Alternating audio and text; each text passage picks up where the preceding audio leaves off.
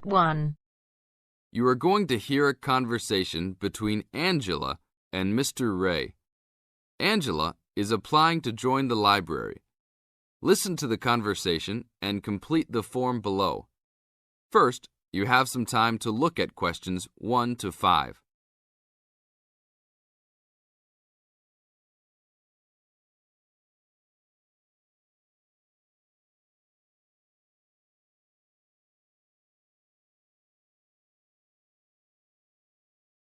Now we shall begin. You should answer the questions as you listen, because you will never hear the recording a second time. Hello. How can I join the library? Well, you need to make an application. Would you like to do it now? Yes, if I can. One moment and I'll get the form. Now, I just need to ask you a few questions before you sign at the bottom. Okay. Your full name, please. Angela Mary Price. Price? Yes, that's right. Okay. And your address? Apartment 3, 86 Bridge Street, Pimlico. Bridge Street. That's just near here, isn't it? Yes, not very far. Good. So the postcode must be 2065, right? Yes, that's right.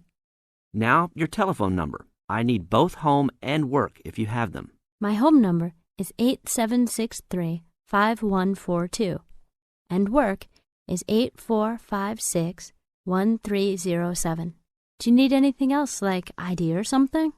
Yes, your driver's license will do, if you have one. Right. It's easy to remember. I know it by heart. 4040AC. I'm afraid I'll also need to see it. Okay, here it is. Thanks. And your date of birth, please? 24 March 1981. Okay, thanks. That's the most important part completed. But if you don't mind, I'd also like to ask you a few questions for a survey we're conducting. Yes, that's okay. Now you have some time to read questions 6 to 10.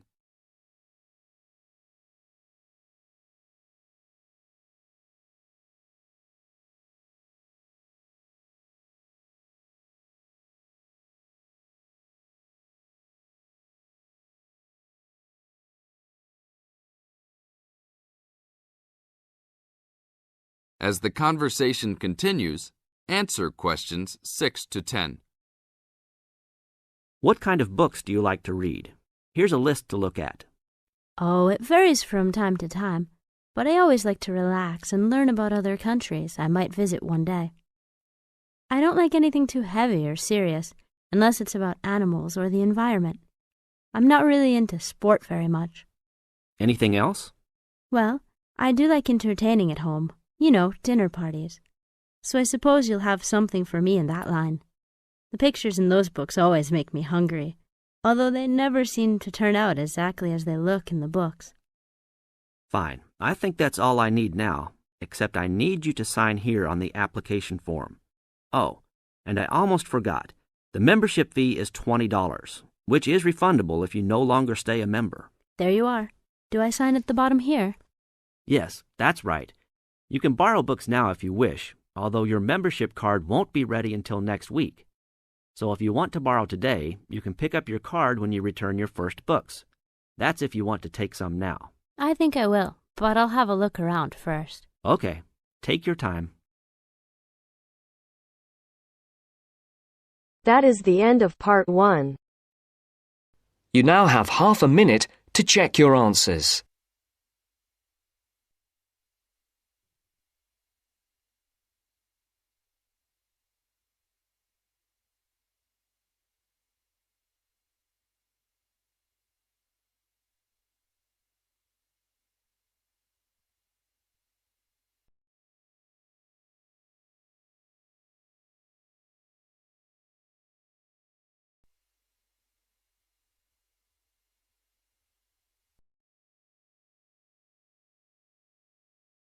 Now turns to Part 2. Part 2. You'll hear someone talking to a group of university students. First, you have some time to look at questions 11 to 17.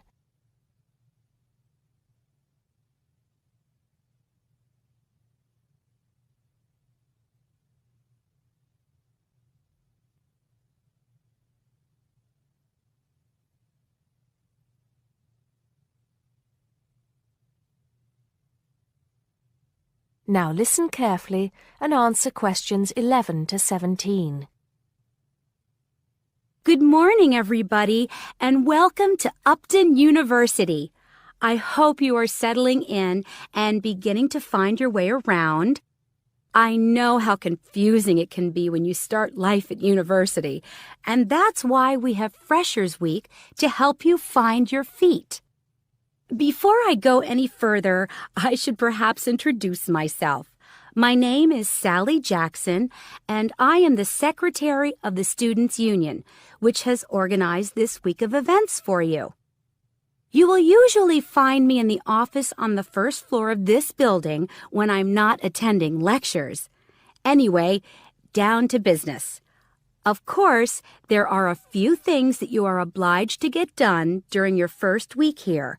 But once you've opened a bank account, if you haven't got one already, seen your director of studies to discuss which courses you are going to take, and signed up with a doctor, there will be plenty of time left to enjoy the events we have arranged for the week.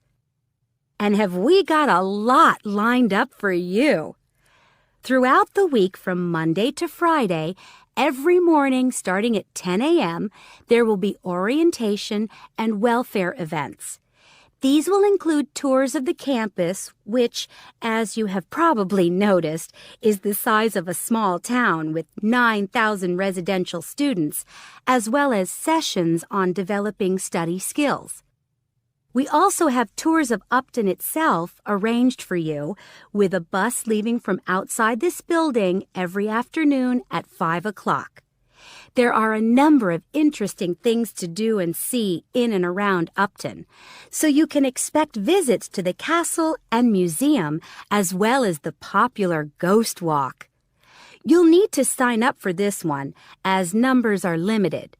Just put your name on the list on the notice board in the entrance lobby. An important event is scheduled for Monday, that's the day after tomorrow, when we will be holding the academic fair. This is an opportunity for you to speak to students and academic staff about the courses that are on offer. The academic fair starts at 1 o'clock, by the way. There are a couple of other fairs that I think will interest you. First of all, we have the Societies Fair on Tuesday the 16th, which I think is an absolute must. You might not believe it, but the university has over 150 societies and sports clubs you can sign up for, so you are sure to find something of interest to you. That also starts at 1 o'clock, and it will be here in the Union Building. Also in this building is the Trade Fair on Wednesday from 2 until 5 in the afternoon. This one might sound a bit strange because you will find a load of banks and other businesses here trying to get your custom. You will find plenty of bargains and, best of all, a lot of the businesses give away stuff for free. Before you hear the rest of the talk, you have some time to look at questions 18 to 20.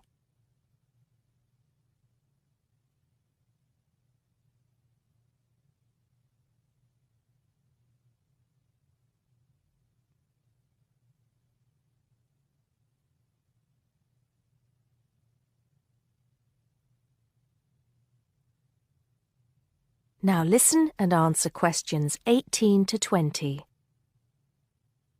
We've also got a great entertainment program lined up for you, starting tonight with our welcoming party. We have a top band lined up for your entertainment, but I'm not allowed to say who they are. All I can say is that I am sure you will not be disappointed. So come along to Blackmore Hall at 9 o'clock this evening to get your university experience off to a flying start. Just one point. I'm afraid this event is limited to freshers only. Because of space restrictions, you can't bring a friend tonight. Sorry about that. There's more fun and games on Monday in the Cotswold Theater here on campus. We have booked two of the cleverest comedians in the country, Paul Frazier and Jenny Brown, for a 3-hour show. Paul has assured us that he and Jenny have packed the show with new material, and as they always get rave reviews for their shows, I think we can look forward to an evening of great entertainment. That's in the Cotswold Theater on Monday evening at 7:30. Moving along a bit, on Thursday there is an important date for your diaries. This is the official Freshers opening ceremony, when the Dean welcomes you to Upton University. So remember, Thursday the 18th from 2:30 to 3:30 in Blackmore Hall. You certainly should go to this one, and by the way, light refreshments will be available. At the end of the week, on Saturday, you have the chance to dress up in your smartest evening wear for the official Freshers' Ball. Actually, although it's called a ball, it is quite a relaxed affair, so we are more than happy if you turn up wearing jeans and a t-shirt.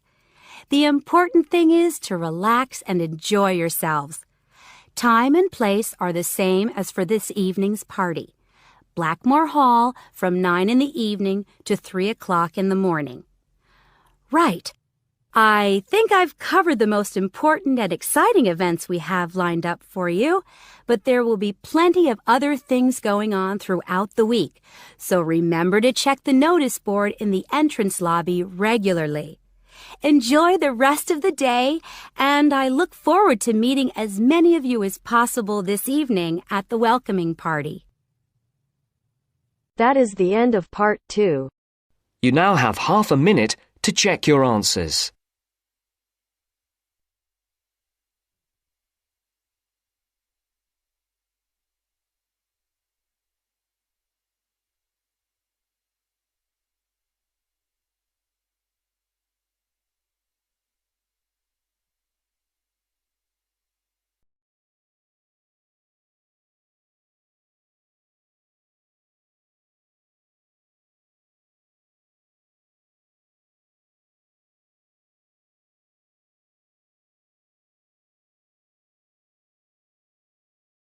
Now turns to part 3. Part 3. You will hear a discussion between students Maria and Jack. In the first part of the discussion, they're talking about their opinions about some of the things in their universities. First, you have some time to look at questions 21 to 26.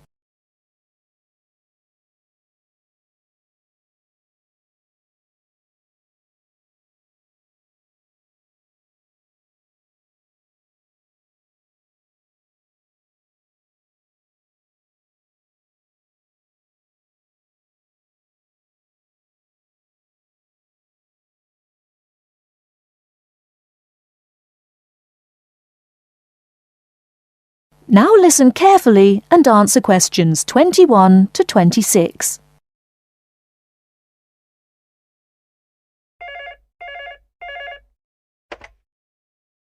Two four one 4331. Good afternoon. May I speak to Jack Robert, please? Speaking, please. Hi, Jack. This is Maria. Hello, Maria. How are you getting on there? Fine. I arrived in Nottingham yesterday. I've just settled down, and I live on the campus of Nottingham University. Oh, that's good. Do you like the campus? Yes, it's beautiful. What do you think of yours? Edinburgh University? It's marvellous. It's on a hill and very close to the sea. I like it very much. It sounds beautiful. Jack, what's the weather like there? Oh, it's fine and sunny. It's said that the weather here is very nice in summer, but awful in winter. What's the weather like in Nottingham? Well, it's a bit depressing. It's been raining since yesterday. I can't go out, so I have to stay in my room. What about your room? Is it a nice one? Yes, it's small and elegant. How about yours? Mine is an ordinary one. It's a twin study room. I share it with one of my classmates. He's intelligent and very friendly. We're getting on quite well. How's your roommate? She's very nice, but a little bit quiet. She likes reading and seldom speaks. By the way, do you like the Scottish food there? Oh, I like it. It's very delicious. Oh, really? I don't like the food here. It's disgusting. It has no taste. I have to cook for myself in my room. Well, Maria, as the saying goes, when in Rome, do as the Romans do. Come on, don't be too choosy. Oh, someone's at the door. I have to answer it, Maria. I'll call you this evening. Bye. Bye. Ellen, a student union officer, is conducting a survey about the university facilities. She is asking 2 students about their opinions. Before you hear the rest of the talk, you have some time to look at questions 27 to 30.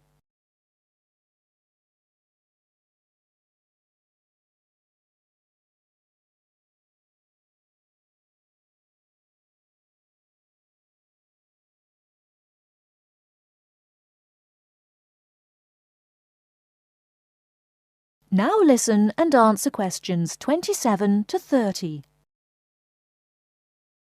I'm Alan, and I work for the Student Union. Now, I'd like to hear your opinions about a few things in the university. We've asked for some volunteers to help us conduct this survey into how satisfied students are with the university facilities.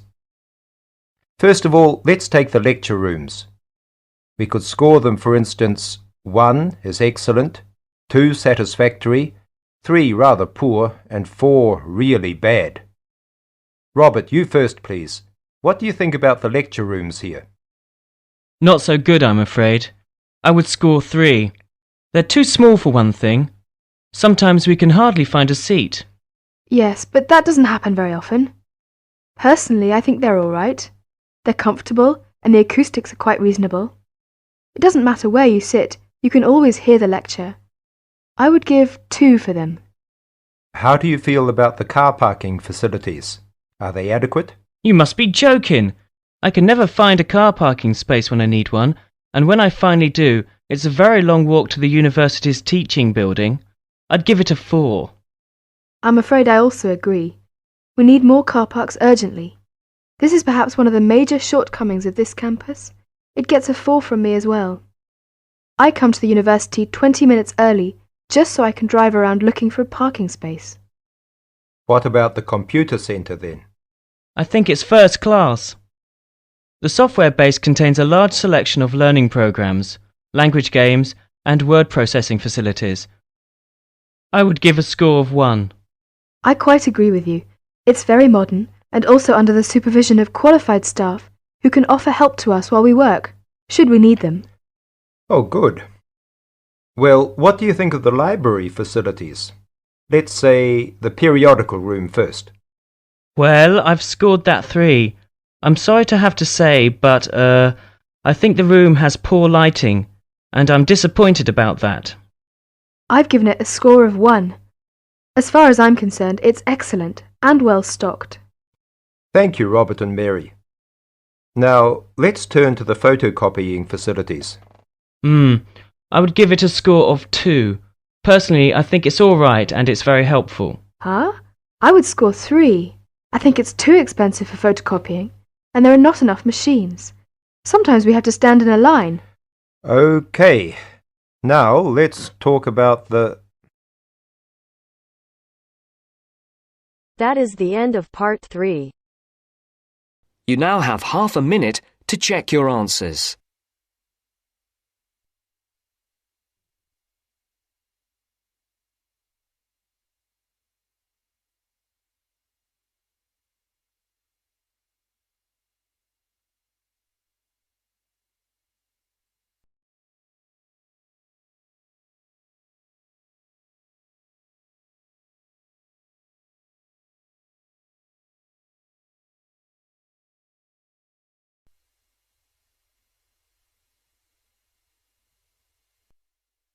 Now turns to part 4.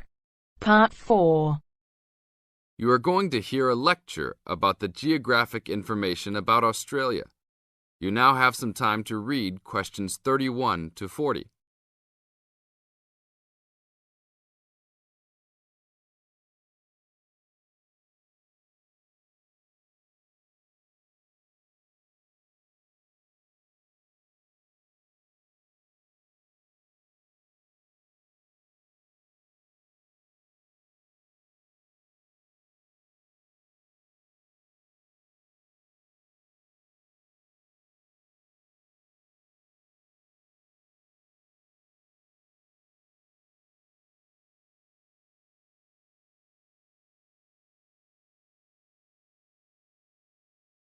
Now listen to the lecture and answer questions 31 to 40 by choosing the best answers from the choices. Good morning, everybody. We'll continue to look at Australia, and today look at one of its greatest natural challenges, water for the agricultural sector. As the only nation to occupy an entire continent, Australia has a unique environment, with much of it very flat and dry. One notable feature of the Australian continent is that it is the lowest of the continents. The average elevation is less than 300 metres, compared with the world's mean of 700 metres, and its highest mountain is only 2,228 metres, so it is overall a very flat country. It is also dry. In fact, Australia is the driest, after Antarctica, of the continents. Yet Australia has extremes of climate and topography. There are rainforests and vast plains in the north, snowfields in the southeast, deserts in the centre, and fertile croplands in the east, south, and southwest. And Australia contains some of the wettest areas on Earth. In western Tasmania and on the northern Queensland coast, but half of the continent has an annual rainfall of less than 300 millimetres each year, and only 20% has more than 600 millimetres each year. A major problem is that the limited water resources do not match up with where water is consumed. The major water resources are in northern Australia and Tasmania, whereas most of the agriculture and people are in southeastern mainland Australia. The agricultural sector is the largest consumer of both self-extracted and main-supplied water, using over 70% of total net water consumption. Electricity and gas supply, and water, sewerage and drainage services use notable amounts of self-extracted water. However, net consumption in the household sector is the lowest, just 8% of total net water used. Australia's water use increased by 25% over the decade between the mid-1980s and mid-1990s. Much of this increase was due to irrigated agriculture, which, as noted earlier, accounts for over 70% of national water demand. Since the mid-1990s, the growth and profitability of irrigated agriculture has outstripped the dryland agriculture sector. Irrigated commodities contributed almost a third of total farm exports in the mid-1990s. The results of a special government report in 2000 showed that if today's water use arrangements continue, the water needs of the rural industries will outstrip water availability by about 2020. Irrigated agriculture, Australia's major water-using sector, would be seriously affected by the shortfall. And although groundwater underlies large areas of Australia, it accounts for only 4% of water use. So, clearly, apart from water for households, which mainly comes from dams or rivers, it is the rural sector where efforts towards water conservation are particularly directed. In this sector, the largest consumers of water are the meat and wool industries. One of the major problems in considering sustainable agriculture is the large amounts of irrigated water used to produce these products. Some of the crops, such as wheat, maize, and soybeans, also use a lot of water. Furthermore, many crops are grown in dry areas, where up to half the available water evaporates from the soil surface or seeps down too low into the ground for the plant roots to reach it. Well, that's all we have time for this morning. You will be able to do further study on this topic in the library, and I have a handout here with references for those who want to come out to the front to collect it. Next week, we'll look at outback farming and... That is the end of part 4. You now have half a minute to check your answers.